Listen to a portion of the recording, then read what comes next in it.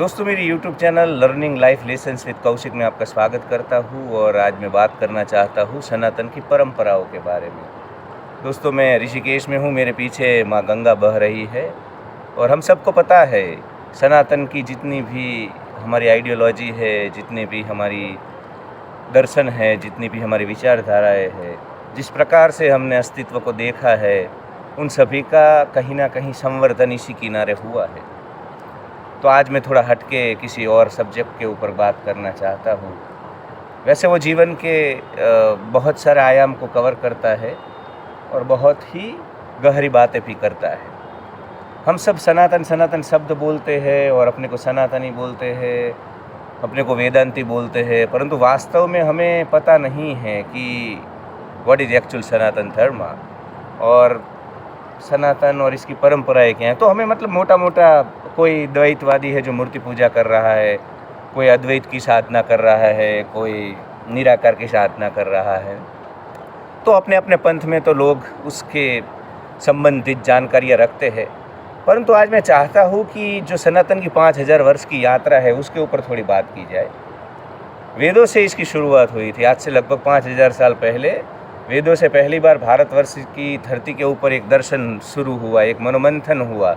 लोगों ने सोचने की जद्दोजहद की कि अस्तित्व क्या है, क्योंकि 15-16 हज़ार 17 हज़ार साल पहले तो भारत का जो उपखंड है वहाँ पे भी लोग गेदर हंटर थे, लोग शिकार करते थे, लोग झुंड में रहते थे। परंतु उसके बाद धीरे धीरे एग्रेरियन सेटअप हुआ, एक एग्रीकल्चर मतलब कबीले बने, बस्ती बनी और लोग नदी किनारे रहने लगा। अब उसका पेट भर गया, तो उसने सोचने का शुरू किया कि भाई मैं कौन हूँ, अस्तित्व क्या है, ये पूरा खेल क्या है। तो उसी जद्दोजहद में फिर धीरे धीरे सभी दर्शन आए हैं। न मात्र भारत की बात करूँ, पर अगर मैं पूरी दुनिया की बात करूँ तो इसी प्रकार दर्शन आए हैं। ग्रीस में सोक्रेटिस जैसे लोगों ने, एरिस्टोटल जैसे लोगों ने बैठ करके सोचा कि भाई अस्तित्व क्या है, जीवन क्या है, और उन्होंने फिर जो रास्ते दिए या बैठकर ध्यान करके जो कुछ भी महसूस किया, मानव जीवन को देख करके जो महसूस किया, उसी के ऊपर फिर उन लोगों ने अपने दर्शन दिए, अपनी फिलॉसफी दी, अपनी आइडियोलॉजी दी। तो भारतवर्ष में तकरीबन 5000 साल पूर्व वेदों की शुरुआत हुई। अब वेदों और उपनिषदों को ज़्यादातर हम अलग अलग समझते हैं, परंतु वेद और उपनिषद अलग नहीं हैं। वेद के प्रमुख 4 हिस्से हैं। मंत्र है पहला, जो कि संहिता, जिसमें कि मंत्र है, कर्मकांड है। हमारे लोगों ने पहली बार सोचना शुरू किया कि भाई अस्तित्व क्या है। उन्होंने देखा कि ये हर रोज़ सूरज आता है, इसीलिए यहाँ पे हम लोग जिंदा है, या हमें पोषण मिलता है, हमारी खेतीबाड़ी होती है, इससे हम सब कुछ देख पाते हैं, हम ऊर्जा महसूस करते हैं। तो उन्होंने सूरज को अपना भगवान मानने की शुरुआत की और मंत्र लिख दिए। तो आज आपको ये सारी बातें शायद बचका ना लगे, पर आप सोचो उस वक्त 5000 साल पूर्व ये लोगों ने बस अभी शुरुआत ही की थी नदी किनारे रहने की, बस्तियाँ बनाने की, सिविलियन सेटअप देने की। उस वक्त इतने एडवांस सोचते थे भारत के लोग। तो वेदों में मंत्र है, जिसमें कि उन्होंने वर्षा ऋतु, सूरज, चंद्र, जो भी प्रकृति के तत्व है उनकी पूजा की है। तो उसमें सारे मंत्र हैं। उसके बाद ब्राह्मण हैं। आज ब्राह्मण एक जाति व्यवस्था में एक जाति है या कास्ट है, पर उस वक्त ऐसा नहीं था। उस वक्त ब्राह्मण यानी कि जो कर्मकांड थे, ये लोग वेद वाले लोग हवन करते थे, मंत्र जाप करते थे, तो जो कर्मकांड होता था, रिचुअल्स जो होता था, उसको ब्राह्मण बोलते थे। फिर धीरे धीरे उसको करने वाले लोगों को ही हम ब्राह्मण बोलने लगे। फिर आरण्यक, देखो शुरुआत में उन्होंने कृतज्ञता व्यक्त की प्रकृति के विभिन्न तत्वों के प्रति अपनी। फिर धीरे धीरे वो थोड़े गहरे गए और थोड़ा सूक्ष्मता से वो अहम ब्रह्मास्मि वाली बातें करने लगे, जो कि मैं लास्ट में बोलूँगा। पर उस दिशा में जाने की शुरुआत हो गई कि मैं स्वयं ही वह सच्चिदानंद हूँ, मैं स्वयं ही ब्रह्म हूँ, मैं आनंद हूँ, मैं अमृत हूँ, मैं असीमित हूँ। ये शुरुआत अरण्यक में हो गई। और उपनिषद में तो आपको पता है, उपनिषद के महावाक्य है, अहम ब्रह्मास्मि, मैं ही ब्रह्म हूँ, तत्वमसि, तुम ही वह ब्रह्म हो। तो उस प्रकार जो तत्वज्ञान की सबसे बड़ी ऊंचाई थी वो हमने प्राप्त कर ली 5000-3000 साल पहले उपनिषदों में ही। फिर भी थोड़े उपनिषद बने हैं, पर ज़्यादातर 3000 साल पहले हमने पूरी दुनिया में एक आध्यात्मिक ऊंचाई, एक टोच को प्राप्त कर लिया था, क्योंकि मैं ही ब्रह्म हूँ, चारों ओर जो कुछ भी अस्तित्व दिख रहा है वही ब्रह्म हूँ। तो वेद के 4 प्रमुख जो ये डिविजन्स है, मंत्र, ब्राह्मण, आरण्यक और उपनिषद। फिर दोस्तों भारतवर्ष में इन 4 चीज़ों को आधार मान करके कुल 9 शास्त्र आए। बाद के जो वर्ष है उसमें 9 दर्शन आए, जिसमें कि 6 आस्तिक दर्शन है जिसको कि हम षड दर्शन बोलते हैं, और 3 नास्तिक दर्शन हैं। अब मैं षड दर्शन की आपके सामने बात करूं तो इसमें सांख्य दर्शन है, इसमें योग दर्शन है, इसमें न्याय दर्शन है, इसमें वैशेषिक दर्शन है, इसमें मीमांसा दर्शन है, इसमें वेदांत है। तो ये 6 आस्तिक दर्शन है। ये 6 आस्तिक दर्शन परमात्मा में मानते हैं, ये 6 आस्तिक दर्शन कर्म सिद्धांत में मानते हैं, ये 6 आस्तिक दर्शन कर्म फल में मानते हैं, ये 6 आस्तिक दर्शन पाप और पुण्य में मानते हैं। ये 6 आस्तिक जो दर्शन हैं वो परमात्मा में मानते हैं, वो किसी तत्व में मानते हैं। ये 6 दर्शन में ही मूर्ति पूजा निकली, और इस 6 दर्शन में ही भारत का जो आज तक का पूरा, अगर आप सनातन की विभिन्न विचारधाराएं देखें, मत देखें, पंथ देखें, संप्रदाय देखें, इस 6 आस्तिक दर्शन से ही निकले। अब बात करता हूँ वो 3 नास्तिक दर्शन की, जो कि भारत में ज़्यादा लोकप्रिय नहीं हुए। वो 3 नास्तिक दर्शन है। एक तो बौद्ध दर्शन। बौद्ध दर्शन में भी काफ़ी डिविजन्स हैं, महायान, हीनयान, नवयान, जो कि बाबा साहेब आम्बेडकर ने लिया। तो सबके बारे में बात करूँगा तो घंटों कम पड़ेगी, क्योंकि सनातन की 5000 साल की धारा है। और मोटा मोटा मैं बोल दूँ कि बौद्ध धर्म जो है वो ईश्वर में नहीं मानता है, वो पुनर्जन्म में मानता है, परंतु वो ईश्वर में नहीं मानता है। इसीलिए हमने उसको ईश्वर की अवधारणा न देने के कारण एथियस्ट पंथ माना है, नास्तिक दर्शन माना है, विचारधारा मानी। दूसरे हुए जैनी। अब जैनी में भी देरावासी, स्थानकवासी, दिगंबर, श्वेतांबर, बहुत बड़ी बातें हैं, मैं नहीं कर सकता हूँ छोटे वीडियो में।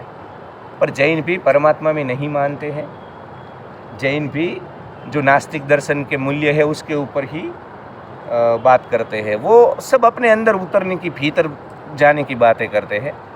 तो ईश्वर में न मानने के कारण जैनों को भी हमने नास्तिक में ही गिना है, नास्तिक दर्शन में ही उसका समावेश होता है। और तीसरे है चारवाक। आप अपने सब ने कहीं ना कहीं चारवाक को सुना होगा। चारवाक की बातें होती है तो एक जो बड़ा ही उनका सूत्र है, पिबेद पिबेद, मतलब चारवाक बोलते हैं कि इतना पियो, इतना मदिरा पियो कि तुम गिर जाओ फिर भी खड़ा होकर के मदिरा पियो। यहाँ ना कोई परमात्मा है, ना कोई पाप है, ना पुण्य है, ना कोई कर्म सिद्धांत है, ना कोई दूसरा जन्म है। जो कुछ भी है इसी जन्म में है, इसी जीवन में है। तो चारवाकों ने ये बातें कही, परंतु यही बातें नहीं, वो बड़े वास्तववादी भी थे। उन्होंने बाद में काफ़ी बदलाव किए अपने दर्शन में, पर उनके साथ अन्याय भी हुआ है। और भारत की जो मुख्य विचारधाराएं है, मेन स्ट्रीम जो भारत का सनातन का कल्चर है, उसमें उनको स्थान नहीं दिया गया है। क्योंकि अगर उनको स्थान देते तो कहीं ना कहीं समाज नहीं टिक पाता। इस प्रकार की भ्रांति या इस प्रकार की विचारधारा भारत के दर्शकों में, भारत के चिंतकों में रही होगी। तो चारवाकों ने इसी जीवन को पूर्ण मानकर जो इंद्रिय के सुख है उसी को ही भोगने की बात की है। तो वो भी ज़्यादा यहाँ में प्रमुख स्थान नहीं ले पाए और ज़्यादा प्रख्यात नहीं हुए। तो वेद, मंत्र, ब्राह्मण, आरण्यक, उपनिषद, उसके बाद 9 दर्शन, 6 दर्शन आस्तिक जिसको षट दर्शन, और ये 3 नास्तिक जिसमें मैंने लास्ट में चारवाक की बात की। ये सब चल रहा था। उसके बाद भारत में बड़े बड़े विद्वान लोग आए, बड़े बड़े तत्वदर्शी आए, क्योंकि यहाँ की परंपराएं ऐसी हैं, यहाँ की हवा ऐसी है, यहाँ माँ गंगा का किनारा है। तो हमारी संस्कृति में बड़े बड़े दर्शन शास्त्र लिखने वाले लोग आए, बड़े बड़े आचार्य आए। परंतु आचार्य शब्द को भी हम सभी के लिए प्रयोजन नहीं करते थे, बड़ा ऊंचा शब्द है।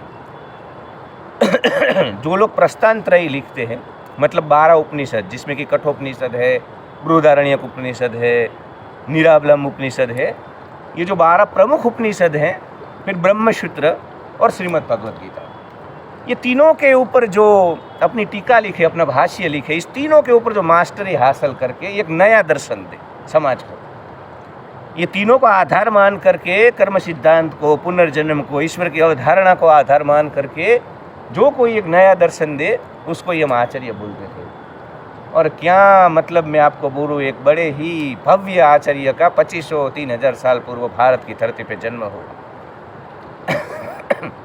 जिसे आज हम आदि शंकराचार्य बोलते हैं। तो आचार्य शंकर केरला में जन्मे और इन्होंने अद्वैतवाद दिया, तो इसीलिए हम उनको आचार्य या शंकराचार्य बोलते हैं, शंकराचार्य बोलते हैं। उसके बाद मैं बात करूँगा वल्लभाचार्य, माधवाचार्य, निम्बकाचार्य, जिनको भी हम आचार्य बोले वो ऐसे ही नहीं बोल सकते, मतलब कोई भी हेरा गेरा निकल के अपना दर्शन दे दे और हम इसको आचार्य बोले, नहीं। 3 चीज़ 10-12 प्रमुख उपनिषद, ब्रह्मसूत्र और श्रीमद् भगवद गीता को जो आधार बनाए और उसके आधार पे जो अपना नया दर्शन दे, उसी को हम आचार्य बोलते हैं। तो शंकराचार्य ने अपना अद्वैतवाद दिया, और मैं आपको दावे के साथ कहता हूँ पूरे विश्व में आज कोई ऐसी आइडियोलॉजी, कोई ऐसी फिलोसॉफी नहीं है जो शंकराचार्य के अद्वैतवाद को चैलेंज कर पाए। वो ऊंचाई उसके बाद किसी ने छुई ही नहीं, परंतु स्वयं को ही ब्रह्म मान लेना, स्वयं को ही ईश्वर मान लेना, कहीं ना कहीं भारत के लोगों को ही नहीं रुचा कि उनको थोड़ा अपने आप को अगर भगवान मान ले तो आप लफड़े नहीं कर पाओगे।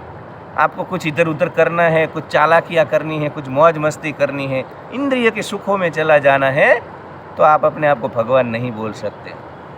और सामान्य लोगों को ये बात भी समझ नहीं आती थी, उनका मानसिक स्तर ऐसा नहीं होता था। तो फिर ये शंकराचार्य का अद्वैतवाद ज़्यादा डाइजेस्ट नहीं हुआ, उसको प्रमुख तो माना, परंतु लोक जीवन में प्रासंगिक नहीं हो पाया।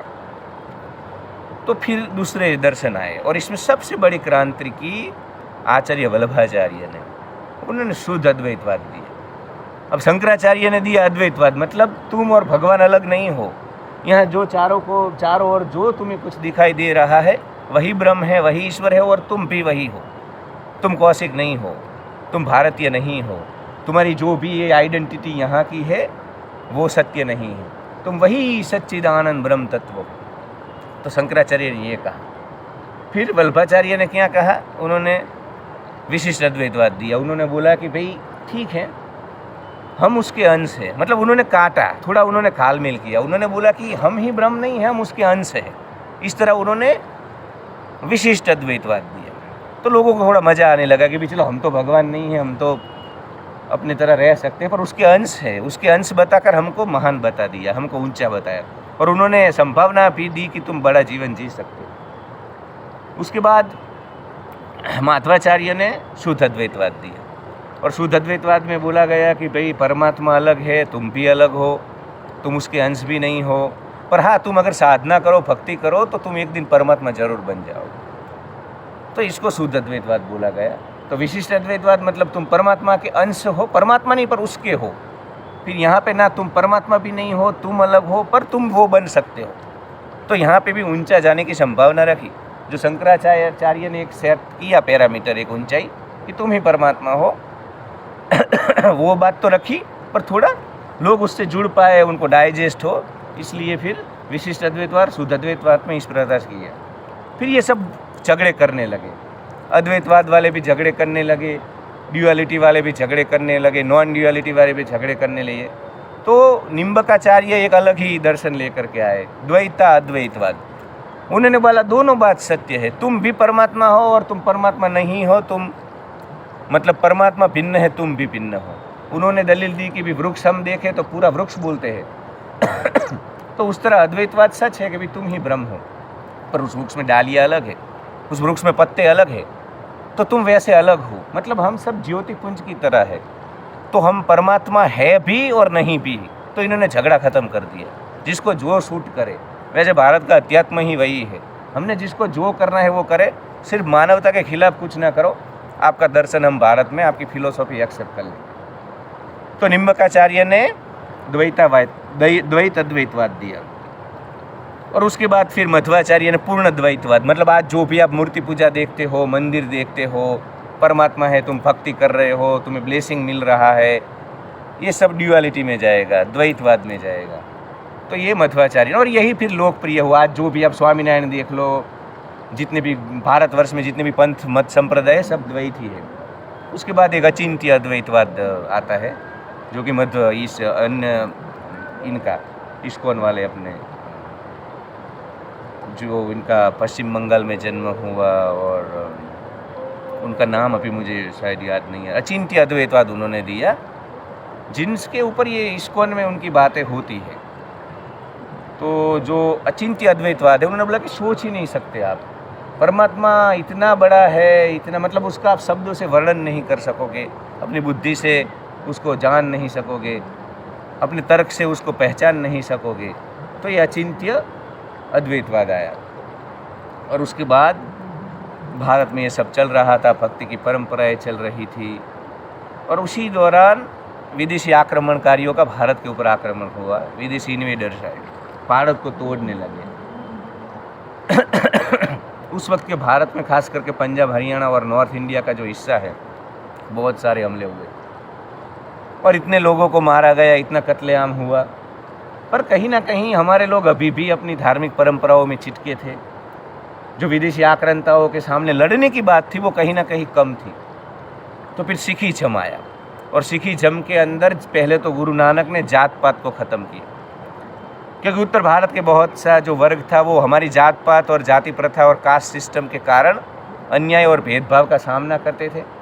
उसी के कारण वो दूसरे धर्मों में चले जाते थे।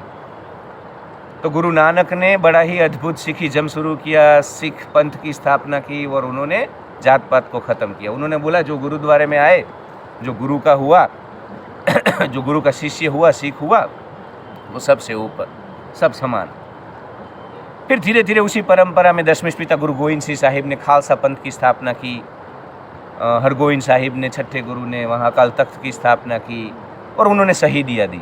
मतलब भारत का मैं आपको बोलूँ, मैं व्यक्तिगत तौर पे बोलूँ तो मुझे सिखी जम और आर्य समाज बहुत ही पसंद है। क्योंकि जब जब ये गंगा किनारे या भारत माँ के ऊपर किसी भी प्रकार का कोई आक्रमण हुआ, या किसी भी प्रकार की कोई दुविधा हुई, किसी भी प्रकार का कोई छल हुआ, तो सिखों ने बड़े ही बलिदान दिए, खालसा पंथ ने बलिदान दिए। आर्य समाज हमेशा, बाद में नियो में बात करूँगा कब आर्य समाज आया, तो ये दोनों विचारधाराएं मुझे बड़ी पसंद हैं। तो सिखिज्म भी भारत का दर्शन है।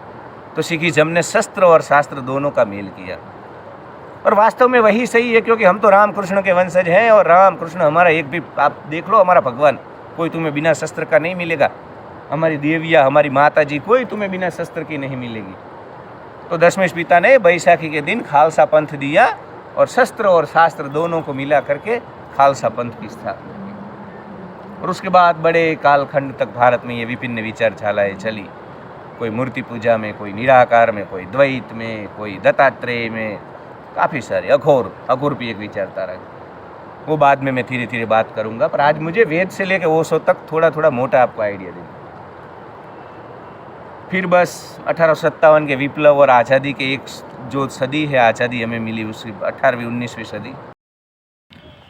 तो 18वीं 19वीं और 20वीं शताब्दी में भी भारत में कुछ दर्शन आए, जिसमें ब्रह्म समाज, आर्य समाज, आचार्य रजनीश, जिद्दू कृष्णमूर्ति, यूजी कृष्णमूर्ति, इस प्रकार के दर्शन शास्त्र को लेकर के दार्शनिक दुनिया के सामने आए, भारतवर्ष के सामने आए। नियो वेदांता में विवेकानंद ने जो अद्वैत वेदांता है उसको थोड़ा मॉडिफाइड करके आज के समय के अनुरूप अद्वैत वेदांत को, मूल जो भारत की मेन स्ट्रीम परंपरा है, उसको फिर से स्थापित करने की कोशिश की। पश्चिमी जगत में उन्होंने सनातन का परचम लहराया।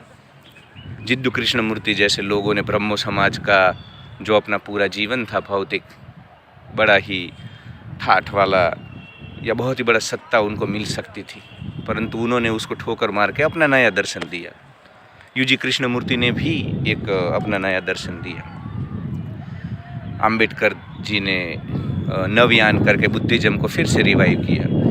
तो ये जो पिछली 2 सदी है उसमें रिवाइव हुआ, धर्म को, सनातन की परंपराओं को, दर्शन को आज के माहौल के अनुरूप, जो भी ज़रूरत है उसके अनुरूप फिर से ढाला गया। तो दोस्तों बहुत ही लंबी चर्चा हो सकती है, इसका कोई अंत नहीं है। मैं चाहता हूँ कि हम एक एक करके सभी दर्शनों को उचित जो समय आएगा तब समझेंगे, परंतु अभी के लिए बस मुझे बोलना था कि कोई आपको सनातनी बोलता है, आप खुद को बोलते हो, तो आपको ये पता होना चाहिए, और आप आत्मविश्वास से, आत्मश्रद्धा के साथ दुनिया के सामने, लोगों के सामने अपने धर्म के बारे में, अपनी परंपराओं के बारे में बात कर सकें। तो ये मैंने कवर करने की कोशिश की है। फिर से रिवाइव कर देता हूँ, फिर से इसको 1 मिनट में बोल देता हूँ। वेद में मंत्र, ब्राह्मण, आरण्यक, उपनिषद, इससे ही 9 दर्शन निकले। उसमें से 6 दर्शन सांख्य, योग, न्याय, वैशेषिक, मीमांसा, वेदांत, आस्तिक दर्शन चारवाक, जैन, बुद्धिज्म, नास्तिक दर्शन। उसके बाद प्रस्थानत्रय यानी कि 12 वेदों के, 12 उपनिषदों के ऊपर, ब्रह्मसूत्र के और गीता तीनों के ऊपर मिला करके जिस आचार्य ने नया भाष्य या टीका दी उसको हमने आचार्य बोला। उसके बाद शंकराचार्य का द्वैतवाद, फिर वल्लभाचार्य का विशिष्ट द्वैतवाद, फिर निम्बकाचार्य का द्वैत द्वैतवाद, फिर शुद्ध द्वैतवाद, फिर जो माध्वाचार्य है उनका पूर्ण द्वैतवाद। इस प्रकार जब जब जिस दर्शन की ज़रूरत पड़ी वो दर्शन दिए। उसके बाद सिखी जमाया और उसके बाद नियो वेदांता, इसके बाद ओशो, जिद्दु कृष्णमूर्ति। तो एक मतलब एक पूरा आपके अंदर एक ग्राफ बना लो, और वो ग्राफ जब आपके सामने रहेगा, भारत की जो 5000 वर्ष की परंपरा है उसको लेकर के आपको कन्फ्यूज़ नहीं कर पाएगा। तो मेरा प्रयास था, सनातनी होने का फ़र्ज हम निभाए, हम हमारी परंपराओं को जाने। ये वीडियो आपके लिए एक अच्छी शुरुआत हो सकता है। बाकी साथ मिलकर के हम सनातन की परंपरा और दर्शनों की यात्रा समय समय पर करेंगे। धन्यवाद।